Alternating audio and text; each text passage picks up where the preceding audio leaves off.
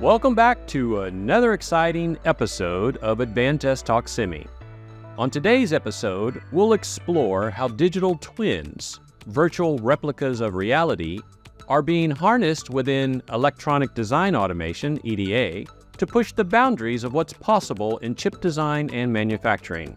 Digital twins, much like a sophisticated physics simulator, can replay past events, reflect current conditions, and even predict future outcomes.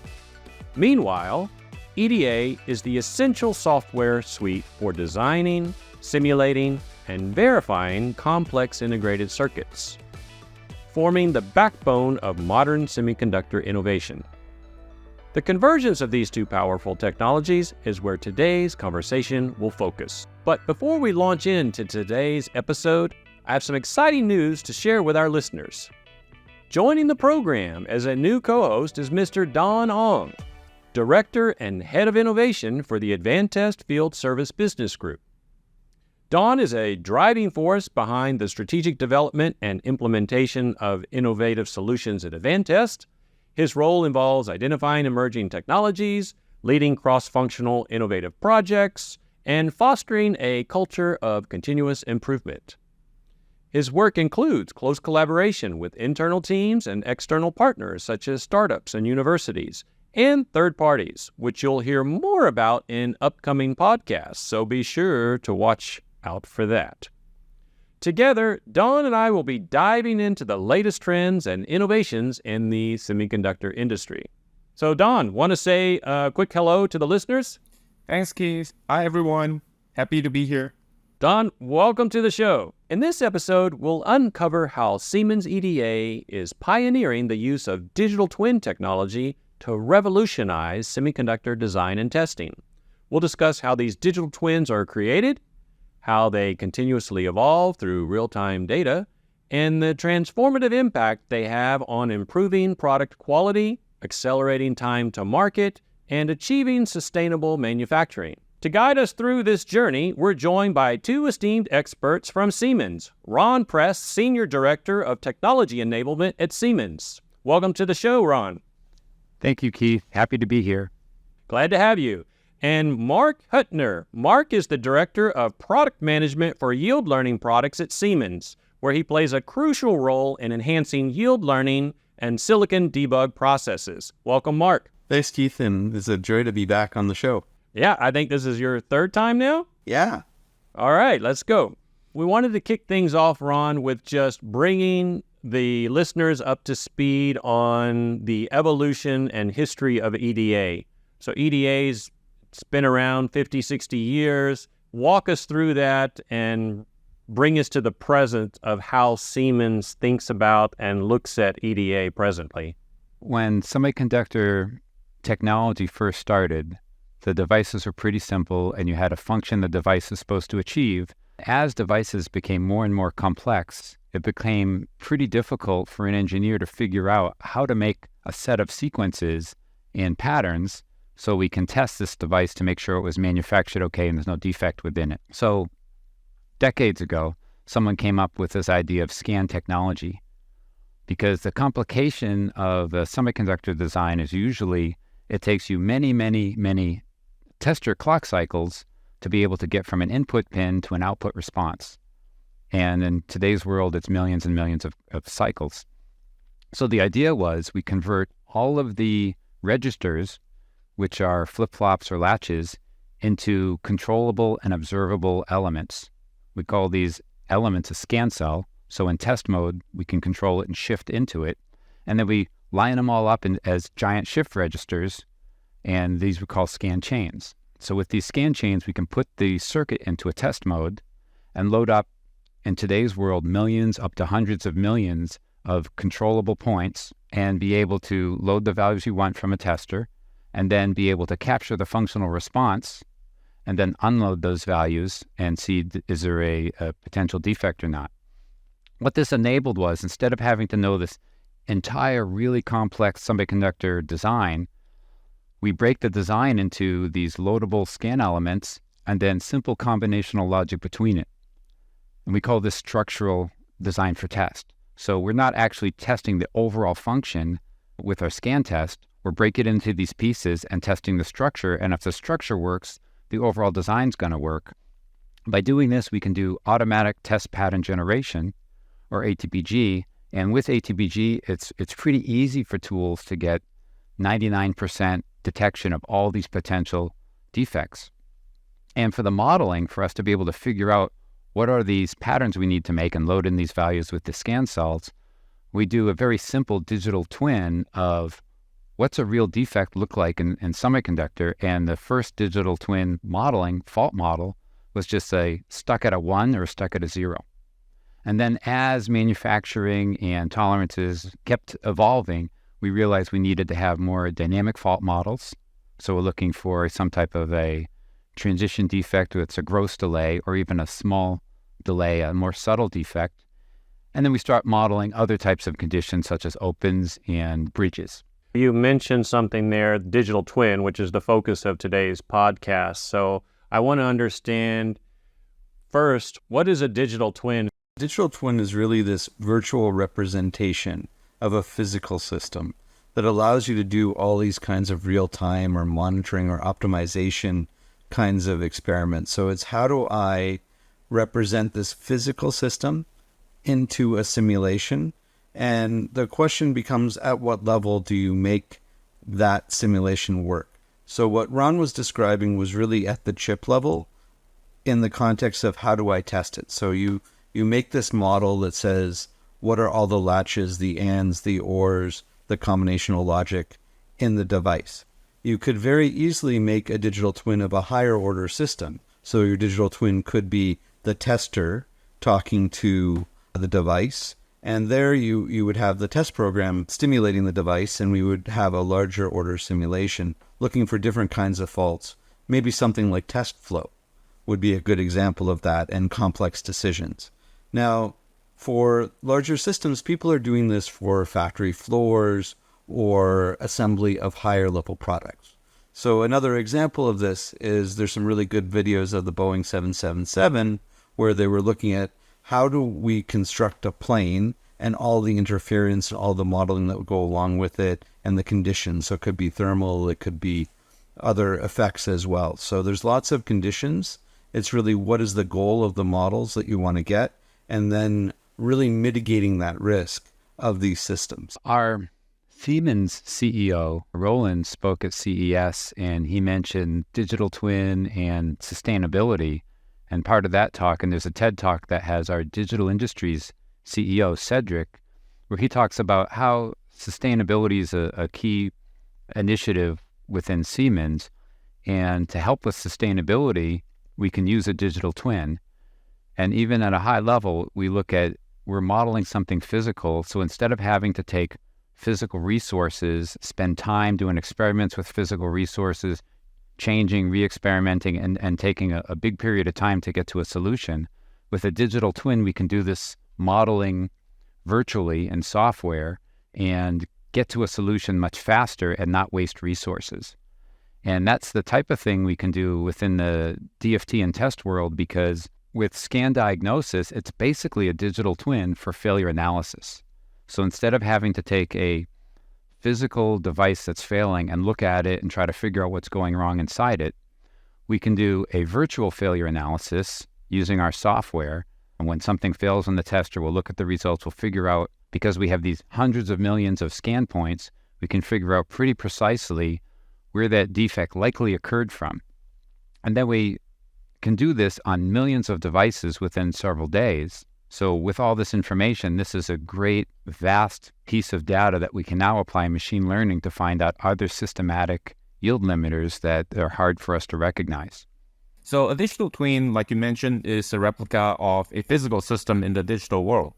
The EDA is already in the digital world. So in this case, why does the EDA needs a digital twin? The EDA side has really been leading the charge towards digital twins because we've started by creating simulation models. So it's really one of the first kinds of digital twins and how to be effective. I think the question is, how do you expand its use of the models? It might be simplification of the models at different levels, the industry has brought up this new terminology around digital twin, but there's so many more ways that you can use this information that it's really important to sort of capture the essence of what we're talking about a digital twin and then extending to these new use cases. Yeah, and I think I have an example in the ATPG world where as semiconductor devices advance and get more complex and the fabrication technology becomes smaller and runs faster, we find there's new defects that start to occur that our old modeling doesn't cover sufficiently. And so one of the things that we have now is a newer type of digital twin of defect is a small delay defect. We used to just have a timing-aware model to test small delays. It looks at the delays through a circuit, and then we just figure out, okay, how do we test from start point to end point between these scan cells for these potential defects? But now we'll also include the modeling of the technology cells, which are the design cells that convert us from a regular logic gate, AND gate, an OR gate, a flop, XOR, something more complex. These are the ones we use to actually fabricate the semiconductor device. And these technology cells will do modeling of those cells and figure out what are all the potential physical defects within the technology cells and what are the delays within that technology cell. Now we can combine those delays with our timing-aware analysis to say what's the biggest delay path through the circuit and automatically create tests to make sure that we're not letting any small delay defect escape our manufacturing test. How can the integration of digital twin into EDA workflow enhance what it's supposed to do in the first place, the co-simulation of design of multi-domain systems going into electrical, thermal, mechanical, and what challenges might arise from ensuring that all these simulations are accurate and synchronized across all the domains? For us, it's been important to work with our partners, often industry leaders, to make sure when we come up with a new model, whether it's a fault model or a way to do our diagnosis or yield learning, we need to validate that. And we'll validate it in software, but we're not going to release it to the industry until we validate with a partner and they produce real silicon and prove, is this model accurate? Is it finding what we're trying to find? Is it giving us the result we're looking for? And so that's one of the things I think that at Siemens we're pretty good at, is that we publish a lot of industry results using these technologies we develop with our partners to show what's the cost to do the work as well as what's the type of result you might result in. So an example of this is, we had an ITSFA paper, which is for a failure analysis conference back in 2021, and we demonstrated with Qualcomm a 2.4% improvement on resolution. So you couldn't really do that with just the technology that we produce. It's really prove it with real silicon. And that's why people trust us, our technologies. When we deploy them, it's not only develop the technology and a thesis on it, it's really get it to real data and demonstration. How much of savings do you actually get out of it? Is it like 10%? Are you saving like 50% of the time to market, for example? Or what can you say with regards to the type of savings or the type of benefits that customers see? So if you think about it in terms of failure analysis, just the time it takes you to do a single failure analysis. You first have to find a part that has a problem, and then that's usually on a tester or on a board, right? So maybe it's a product that you ship. Just the mere fact of identifying the part and pulling it from a board, trying to create a fault, that can take weeks or even a month. And then there's the question of how to actually stimulate and then measure it and then even maybe delayer the part to diagnose it to a physical thing. So you're talking about tens of thousands of dollars and many, many weeks of time.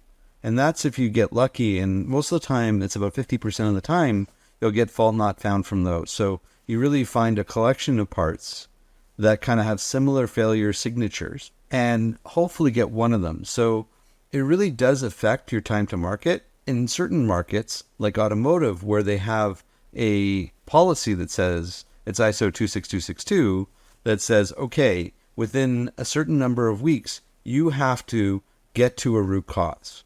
So for certain markets, be it automotive or medical, you have to do this analysis a lot quicker And that's also where a digital twin comes in. It's how do you get to that answer quicker that meets the requirements for certain kinds of regulated markets, as well as get you to time to market for other markets. So there's real benefits for the customers by incorporating a digital twin or simulation or this virtualization. So one other thing that digital twin gives us the opportunity to do is, because we have a lot of stuff happening in the digital world, we have a lot more information available. We can get that information quicker. So in the diagnosis world, like Marc was talking, can have millions of diagnosis reports and use that and apply it to machine learning. In the ATBG and architecture world, what it allows us to do, so we have a technology called streaming scan network. So this is a technology where we have all your individual core designs. You're going to do your DFT and set it up so you can do your test patterns, create test patterns and cores as they're being developed. And the amount of time it takes to do your trade-off to figure out how I'm going to get my I/O pins bandwidth to each of these cores, which cores to test in parallel, how to optimize them, how big their patterns are. There's a lot of variables you have to figure, how do I solve this overall problem? But with streaming scan network technology, SSN, what we do is we use a packetized data communication. So we use whatever many pins are available. We'll use packetized information to deliver it to the cores. So any core number of bits demand in parallel is fine because it's packetized communication. We can deal with one core needing 1 bit, another core needing 64 bits, and the bus width can be any number of bits from 1 to whatever bigger number. But by doing this now, we basically don't have to solve it as a human. We have digital twin where all the information about how many bits this core needs, how big the patterns are, all that optimization now can happen in software automatically. And so it used to be you'd have to do all these trade-offs, figure out how to architect the design. Some of our partners that have published on this have said that they had a 10x productivity improvement in just designing their DFT architecture, because we removed all these variables that the user doesn't have to figure this out, and the architecture of the core doesn't need to worry about it, because later on, when you say, here's my overall chip design, these are the cores I want to test and the patterns to apply, the software does all this optimization automatically. And that's basically kind of a simple version of a digital twin. We take it to the next step by being able to put that automation in software instead of a human do the work. And I think there's a correlation in the diagnosis world too, where we can apply this to machine learning so the human doesn't have to figure out what's going on. Software will figure it out for us.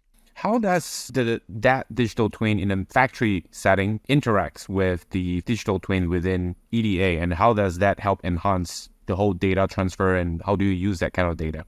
So for Siemens corporate, we've been working on digital factory, which is digital twin throughout the factory. And there's a digital thread, which is the information flow throughout the factory. And there's a challenge where we're trying to bring this to the industrial metaverse. This is at the corporate level, where the idea is that you have multiple digital twins interconnected so people can work with other people on the same digital twin at the same time.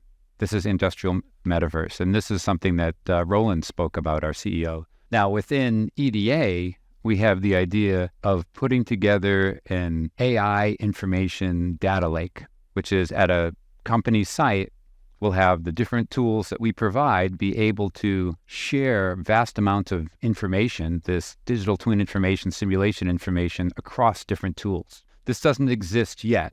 We have information flow, but this data lake is something that we're working on. And the opportunity is because now you can apply all sorts of machine learning and AI to this vast amount of information, not just at one tool set, but across tool sets. And that's how I imagine that when the data come back from the digital twin of a smart factory, you can apply machine learning, and that will help improve the whole simulation and ultimately design in the EDA domain. So what we get from our machine learning on the scan diagnoses, and Marc can describe more of this, but we'll apply machine learning, and it'll be important to pick the right data set. We're not going to do machine learning on scan diagnoses across two different technology nodes. We're going to pick something that's relevant that we want to analyze, maybe an excursion lot or excursion wafer, where suddenly the yield goes down, and then we'll apply that with our machine learning. And from the results of that, we're going to say, this is where we think the root cause problem is. The software is going to tell us this is the problem, and it's going to tell us here's the best die to look at under the microscope to prove really what's going on there. And once they prove this, they can go back and say, we need to improve something in our process, or we need to improve one of our physical design rules that says this geometry might be the problem. It might not even be a machine, but it's a geometry in our design. And so there's a trick here about collecting the right amount of data for every part at every insertion, where you can do this kind of volume ML analysis across lots and wafers. And that's what we've been doing at Siemens for more than 10 years with a number of technologies. Part of it is our Yield Insight product line and something that we call RCD, and then ARCAD is the next extension past it. The ARCAD one is really doing cell level modeling like Ron was talking about earlier. We look for all these kinds of trends across millions of parts, across, millions of vectors of tests, or tens of millions or a billion lines of test, and then collecting that and analyzing it and coming up with the best possible candidate to prove it. And by the way, once you do that, once you've seen it in one or two parts, that's where the digital twin comes in. So when we report that as an excursion, as an error, you then trust the virtualization that we do. One other topic that's probably worth touching on is about the data lakes, the different test insertions, and that information flow. There's a really good industry paper that gets updated every year or two from the Heterogeneous Integration Roadmap, and it talks about that information flow. And Advantest as well as Siemens are part of that, and it's an industry-wide collaboration talking about the local data lakes for like wafer test and package test, SLT, and into the field. So if you're interested in that kind of stuff, it's a really good reference in terms of how people are thinking about the data across different stages. We hear a lot about talking about the data going from smart factory, different task insertion data point going back into the EDA digital twin. What is your take about data going from EDA digital twin into smart factory, or how can the data from EDA digital twin help the smart factory implementation? At the factory side, it's really more sort of the excursion signals and when you want to take action. So is this consistently an issue on the edges of a wafer or particular lot or particular machine? So it's how to boil out these signals to something useful where the factory can use it versus it's just a random fault. So we're trying to help find those trends, mark the data, so that way somebody else at the next level for that smart factory can do something useful with it. So there's things that we look for within our tools that help our customers, and then there's other manufacturing partners that are looking for other things. Like, for instance, when you're talking about a high volume manufacturing part, there'll be 20 testers. There might be, 3 or 4 insertions. It's how to understand that one of those lines had a different issue. Maybe it was a little bit warmer because the temperature controller wasn't quite working well. But how do you understand those other effects in the system become interesting for the smart factory? And that comes back to modeling. I think it's important for the viewers to understand is when we're talking about this vast amount of information, your information on your designs, we're not talking about sharing it up to other people and optimizing outside of your location. So a lot of the work we do with this data lake and information is to optimize with AI, be as smart as we can, but within your site. So, I've heard sometimes people talk about pulling information from all these different sites up to a central place and re-optimizing. That's not a core of what we're trying to do because we don't want to release your information outside of your designs, right? So the optimizations for these digital twins would be local. Digital twin's the enabler, right? So we'll have this digital twin capability, but it'll be local at your site where you're working on it. To Ron's point, the core of the diagnosis engine runs with unsupervised learning. So it's algorithms that we've trained and that we've proven to ourselves that work. But the first step is training on the product that's under test. So those are all very local to the problem that you're trying to solve versus we're, trying to deploy final trained models for everything. So, and that's the tricky part with this is there'll be differences in design styles and technology choices, the library choices of the designs themselves. So everybody's a little bit different, which is why it's not just like the trained voice recognition model for in a very narrow field. We need to make sure that all of our methods are very extendable. And this has been a theme for EDA for a really long time. How can I solve the generalized problem? Just like with ATE, it was how do I solve the generalized problem for tasks? So what is the impact on the computational demand? So what are the key considerations and potential trade-offs when balancing the need for real-time simulation capabilities in EDA, integrated digital twin, with, the computation demand and the resource constraint? Yeah, that's a good question. I'll let Marc answer. We ask hard questions here. It's an interesting question, and it happens a lot. And this comes back to something I said earlier about the what do you want to model and what do you want to get out of the model. And this comes back to using the right level model so it's not too heavy when you get to the highest level of the factory. So it's what are the signals that you want to model, and then what analysis do you want to do. So you're not going to run scan diagnosis for a chip at the top of a factory. That doesn't make sense because there's, many, many gigs, and you'll get to petabytes of data from each of the parts once you get to the lot level. So you really want to get to what are the signals, so that way you have the right level of computation to model the things that you want to model. So you kind of have to think through the problems that you're trying to solve, and that gets you to a reasonable computational load. And by the way, what happens is, what does the customer really care about? They really care about the time to an answer. It's not really totally about computational load. It's how quickly you can model something and how quickly can you answer something, and then to what resolution you want to model it. I'll tell you, in my past lives, when I was more of a chip level designer, I had to make trade-offs between, Verilog, fast spice, and spice. And it was the exact same trade-off through that stack, where you would decide what do you want to model at each level. And by the way, a fault model, like an ATBG model, is a similar kind of abstraction. So you're not using the detailed model of the chip. You're doing a reduction, so that way you can model the things that you want to simulate quickly and generate tests quickly. How do you see this unfolding in either the short or maybe even the medium term?